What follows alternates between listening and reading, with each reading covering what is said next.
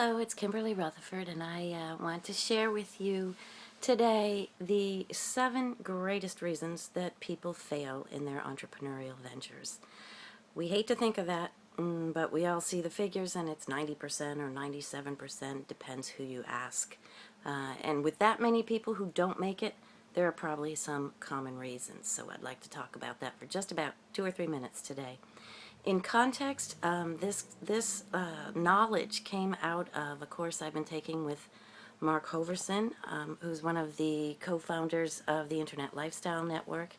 That course is on legacy-minded leadership, and that's important because we forget sometimes that the legacy needs to be the horse. The vision has to be what's driving it. The cart is the business itself.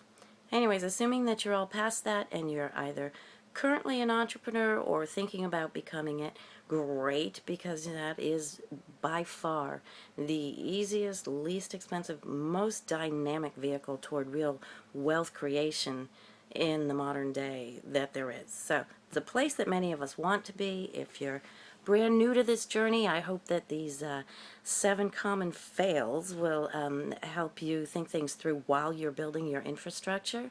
If you're already on the journey and things are a bit of a struggle, maybe this will help you identify what's going on. So, it's funny that 7s, everything comes in 7s, like the Dalai Lama's 7, everything's 7s. Anyways, I don't do scripted videos, as you probably already have noticed, but for this one I am going to have to refer to my list 7 times.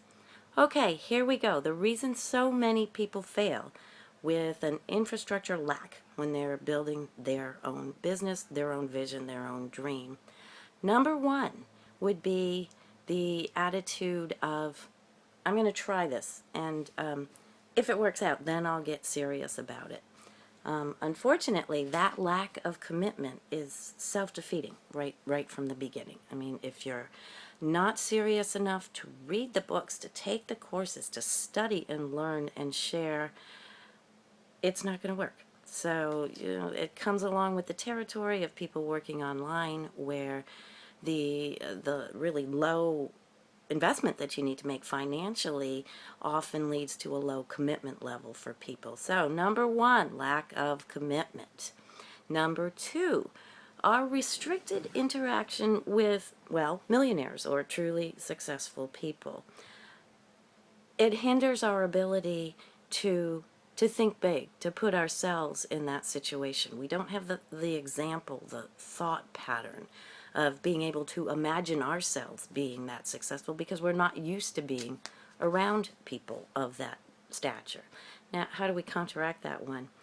Simply get involved. There are all sorts of brilliant teachers and trainers and mentors and courses out there that can help you sort of rub shoulders, even if it's, euphemistically that way, that will allow you to think big, because you'll know people, see people, talk to people, learn from people who thought big, and it worked.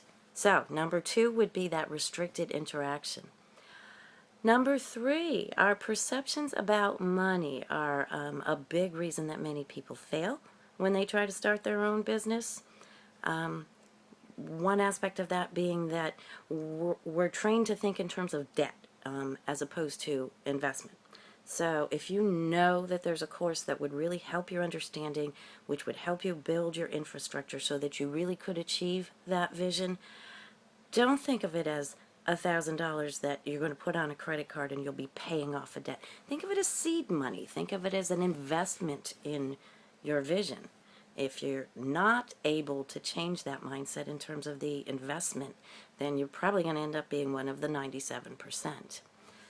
There is one other aspect to the money perception part, which is the people who really do make it in this business or any business are those who are willing to make some sacrifices.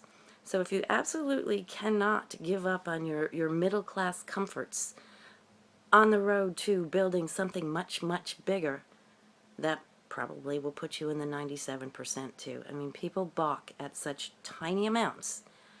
But then again, if you think about what you spend every day or every month, I mean, what do you spend on cable TV? And what is that going to do for your future? And how does that enhance your vision?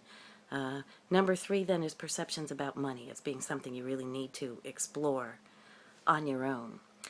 Number 4, developing the character and the discipline that it takes to handle sudden wealth. I mean, really and truly, it's possible within a year to change your situation drastically if you grab onto a business that supports your vision and are really willing to work it. How many of us know for a fact that if we made 10, 20 times as much as we make right now, would we be able to set aside the right amount for taxes, for example? Are we accustomed to dealing with that amount of money? It makes me think of rock stars and, the child celebrities who don't have any idea how to deal with this sudden wealth. Many of us probably don't have that, but if we're not conscious of needing to develop that, there's probably something in the back of our head knowing that we don't have that sort of maturity or that sort of character or discipline, and that's going to keep us from achieving the wealth because we wouldn't know what to do with it once we got it. Okay, number 5. This is a good one. I liked hearing this one from Mark because I personally, this is a challenge for a lot of people.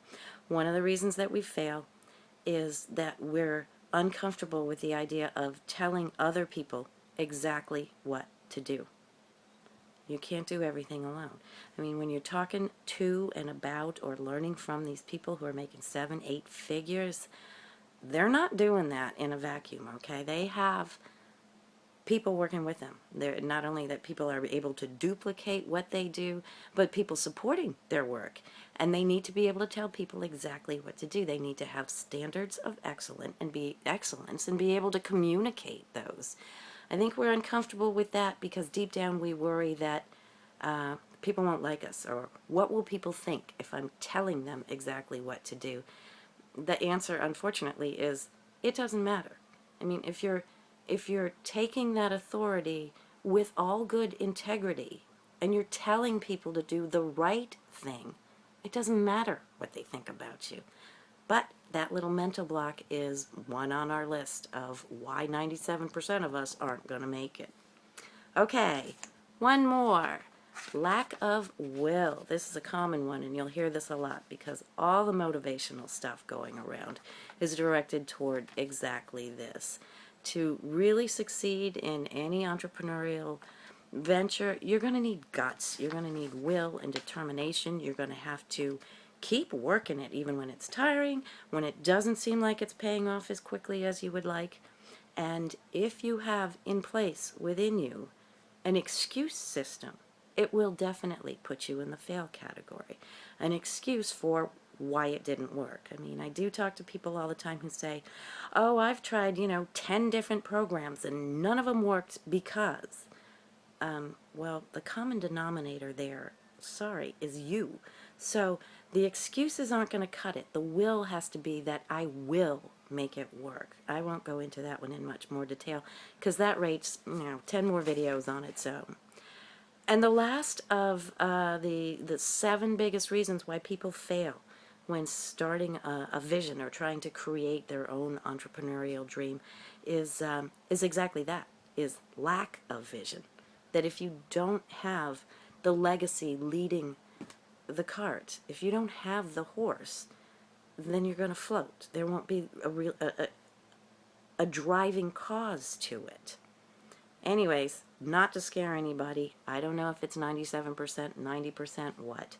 But most of the people who embark upon some entrepreneurial venture, online or offline, with a great big goal, most of them don't make it. And for many of us, it's the same reason. So I'm hoping having this little checklist might help you pinpoint some weaknesses in your infrastructure if you're struggling a bit, or if you're about to start, might give you just a way to be alert to the dangers and what you might want to be careful of as you get going. Anyways, I love to talk about this stuff. You can always find me on Facebook if you'd like to talk more. It's Facebook, kimberly.rutherford.77.